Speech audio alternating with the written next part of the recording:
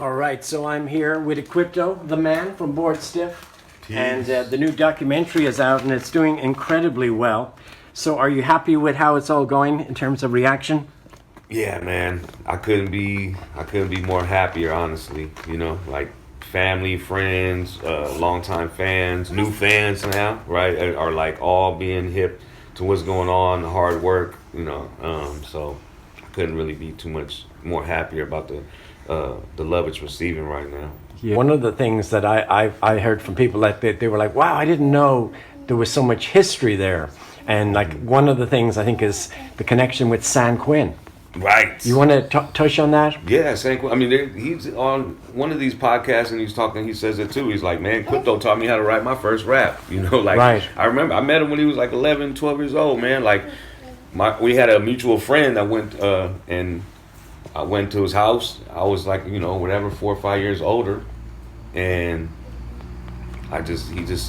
we just connected. He was like, man, you rap? I was like, yeah. And not back then, Billy. Everyone didn't rap. You know what I mean? Like it was just a thing. Kind of like, oh, if you rapped, I'm gonna chop it up with you. And he was a kid, bro. He was still tall, skinny, like, and had this whole, And as soon as I heard him, bro, I was just like, wow. But he was all over the place, like, so when he was trying to get a song together, he started messing with J Mac and a bunch of folks from, getting his shit together and starting to structure his raps. And I was helping him kind of put it together, over the phone and everything, like, oh, and he was writing raps to looking at the front door, that instrumental, the main source instrumental, so like structuring his raps and stuff like that.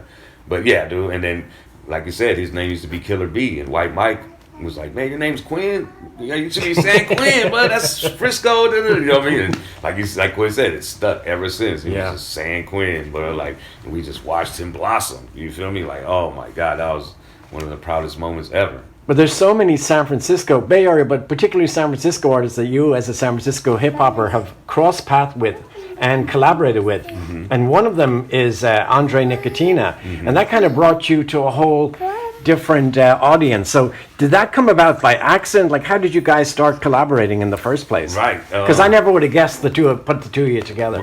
When it started happening, people didn't, right? They were like, what? Equipto and, Andre Nickatina. So I was working on a solo album, my first project, right? And my cousin Max, shout out my cousin Max, he was like trying to get me to fund it. And we were finding some investors and people that were down to help. And then they were like making suggestions about the album. And he was like, man, you and Dre Dog is like my favorite rapper. That'd be dope if y'all did a song. And he had access, you know what I'm saying? I mean, we see Dre all the time on Lower Hate, too, like coming by, hustling, selling his tapes, his calendars, and his jars of jelly beans. Like, he was a hustler, like, selling all type of products. So we'd always see him on Lower Hate, too. And, he was, a legend back then to us, you know what I mean? So from Dre Dog to Nickatina, he just, Max had got at him, man, we should do a song. And then we met up, chopped it up. Did a song, Blueprints of War was the first song we did. And from there, it kind of like a couple compilations got at us. Like, well, we like that song. Can we buy this and we want to use this song? And that's how Dre was moving. He was just like, bro, this song is moving. You know what I mean? We should, maybe do a in-store over here, like, because he just came out with Cocaine Raps Volume 2, Daiquiri Factory. And he put me on Al Capone Suites. So it was just like that. It just happened, started like just invites. After we did that one song, and, just playing PlayStation, that type of stuff. And we had mutual friends. Shaq Nasty was a mutual friend we had. You know what I mean? Like DJ Pause, a mutual friend, and like we were making this connection and trying to just rolling with the momentum. You know what I mean? It was like, okay, he was just like, I'm gonna put you on this song. Okay, and then he'd invite me to in stores and invite me to a show. You know what I mean? Like then it just. 3 albums, 4 albums later, you know what I mean? Like, it's incredible, bro. Yeah, man. You've collaborated with a lot of other people too, haven't you? Yeah, I mean, did a couple albums with Berner, one of Berner's first albums that he put out there, Track Money, Pack Money, I believe it's called. And then we did an album with the Demolition Men, me and Berner. And, this is early Burn. This is like the beginning of his come up, Opio, one of my favorites, Red X1 and Red X2, one of my favorite lyricists, one of my favorite peoples, hieroglyphics. We have 2 albums together that are incredible. We got the Grouch, Dell on it. But my favorite album that I probably almost ever done was with Michael Marshall, my brother, the living legend himself, Mr. I Got Five on It, Rumors, all that, bro. Like, you guys go on tour a lot together, too, don't you? We've been around the world, bro. Yeah, baby, you want those? We've been around the world, luckily, you know, like experiencing, you know, all type of things. So, but yeah, we did Kim 1, 2, and 3, and we're working on 4 right now. But 3 is like one of my favorite collaboration albums. Like, dude is just something else. Obviously, his voice, you know, and like, you know, the chemistry we have in the lab, the dynamic kind of like where it's, you know, older, mature, and then I come with that kind of more of a artistic, loose, you know, angle. But it's like, man, it always comes out so great, man. So yeah, man, I've been, you know. I know you were friends with Zumbi, the late great, Spit a Little on the Curb. But did you guys ever record together? Yeah, we have a couple songs together. We have one that's me, him, and Scara. That's on called Civil Disobedience. It's a project called Civil Disobedience, but the song is called Between Us. And man, we don't have that much more, bro. Like we shared the stage like for his last 2-3 years. You feel me? Of his life, we went on tour all over, man, and built an incredible friendship. You know what I mean? It's like someone that, you know, we've known since the 90s, but you don't get to bridge. You feel me? Like you're younger, you have this competitive thing, and we talked about all this and laughed about it, like how we would just be more like respectful to each other, be like, oh, they doing their thing, we got to do our thing. And that goes for High Road, Living Legends, any, you know, we all have this dynamic where it's like, oh, they're dope, we got to be dope too. You know what I mean? Like, and that's how Zumbi was to us. You feel me? Like, and as we got together, you know, have hotels and Airbnbs, and we're these 10-hour drives together, and we're just talking, and just sharing this game together, bro. It's like, it was like a lost cousin that I was catching up with. You know what I mean? Yeah. Like when we talk about, he was asking about Board Stiff, you know, like, man, what happened? What the hell? You know, same thing. Like, and I was telling him, we're working on this documentary, and oh man, like, but you know, it's just something that we bonded through, honestly through my activism.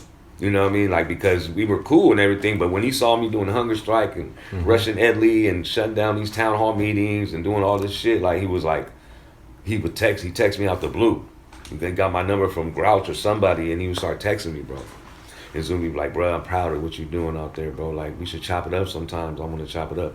And then boom, from there, we started talking about books, talking about all type of, you know, like organizations to get involved, like which ways we could get involved without being pretentious and performative, and you know what I mean, having messing with organizations that hidden agendas and all this. Like, we were breaking things down, bro. Like, because he was like, man, I got text messages I look to this day, the ones he was sending me, bro. Wow. Like, and it was just like, you're a shining light in this shit, bro. Like telling me, like, dude, like, you're a shining light in this shit, bro.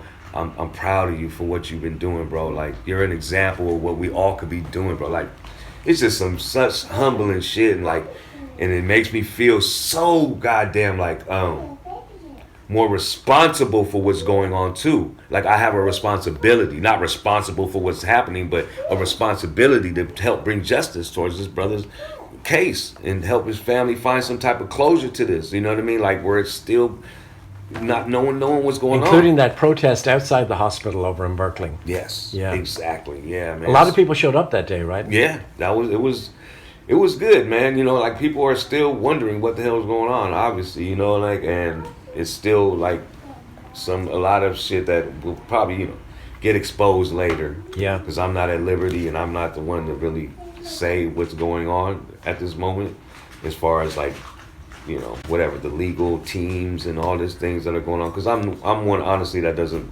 believe that's going to bring us the justice that is acquired. You know what I mean? Right. Like, it's not going to happen through no legal system and no courthouse. You know what I mean? Like, and I'm not talking about like court in the streets. We need it. You know what I mean? Like, yes, that's part of it too. But I'm talking about a different type of pressure, a different type of, you know, pinpoint, a different type of, you know, resistance and platform where we could expose what's going on, right? Educate more people. Because Brother Zumbi is a person of the community, bro, like, and was worried and sincerely concerned about what was going on in our communities. And someone else, like we say, is going to die in that hospital, again, at the hands of this same goddamn security, you know, altar-based security. Yeah. Someone's going to die, and probably has, obviously, since then. You know what I mean? Like, and that's what I'm saying, like, it's this struggle and is supposed to be used to get to the next level and lay the platform and the groundwork for the next. You know what I mean? Like, not to just, oh, this happened and we're back to square root. That can happen. And in order for that to happen, we have to be able to have each other's experiences to catapult off. That's the only way we could be able to do that, because people are going to get swept under the rug. Things will act like things didn't happen. Just like the Borstiff documentary, people act like we never existed if it wasn't for us. Or the Frisco 5 hunger strike, people act like that never existed if it wasn't for someone mentioning what really happened. Yeah. You know what I mean? Like, so it's up to us, bro. Well, speaking of the Borstiff documentary, it takes a look at your life all the way through the Borstiff years and even before. But when you look back now on your life, what are the things that you're like the most proud of that you've accomplished? This little girl right here, for one. But as far as being a father, and that's a new phase that I'm learning about. You know, I'm proud of her. I'm proud of myself. How old is she? She's 2.5 right now. This is Frida Bear Amachi Sato. And yeah, she's 2.5, and I'm a father, a single father, and that, you know, pretty much take care of her full time, you know, and I'm the happiest man in the world, you know, and I'm learning how hard work and things that may not necessarily be your cup of tea or what you want, it's not about you, you know, like, it's about her, it's about future generations, about the other kids like her, it's about the kids it's about the kids that are in ICE detention centers, it's about the kids in Gaza, it's about the kids in the Congo that are, you know, getting abused because of these phones that we have, you know, it's like, so to me, you know, this is my biggest accomplishment. But musically and all that, bro, like, it's hard to say. To me, honestly, it sounds like hella many maybe or whatever, but it's watching the younger generation do their thing. Because it shows, like, you know, the connection and the impact we've had as Borstiff and myself, right? Like, all of us have played our part in this hip-hop San Francisco scene. And some cats won't say it or even know it, you know? Like, that's why I'd be like even like with Hyro, right? Like, some people are inspired and influenced by hieroglyphics rhyme styles and they don't even know it. You feel me? Because it's a generation gap, you know what I mean? Because they put it, but it's like, it's in your DNA whether you want to acknowledge it or not. And that's how I kind of feel like Borstiff and San Francisco hip-hop. That's kind of how our tentacles are. Like you said, there's San Quentin, there's Berner, you know what I mean? There's Dre, you feel me? Nickatina, there's, you know, there's all type of little aspects that we've all touched on, and we have kind of like, our roots are connected in certain things. And I think, you know, to me, that is like the accomplishment of all. Yeah. This movie, really, too. The documentary is like overwhelming for me to even think we came with a movie. You know what I mean? It's like, so. And more Borstiff good news is that you got a new album coming out. You want to mention that? Yeah, we have an album coming out probably in September, around that time, and it's called The Balancing Act. Production by Teo Dub, TD Camp, Exile from Blue and Exile. Blue's on the album too. Blue is great, isn't he? Yeah, oh man, he's one of the greatest, you know, like genuine lyricists there are out there, man. And then we have, you know, B.I.G's producing some things on there. J Def has a beat on there. OG J Def from Idle Mode in that era. Yeah, man, and it's, you know, Pep Love's on the album, Blue's on the album, like I said, Michael Marshall's on the album. It's just beautiful, bro. It's a great album. We didn't even kind of plan on it, like, we just kept creating and putting things together and, you know, collaging things how we do, and it's gonna be great. The Balancing Act, Borstiff, September, I believe.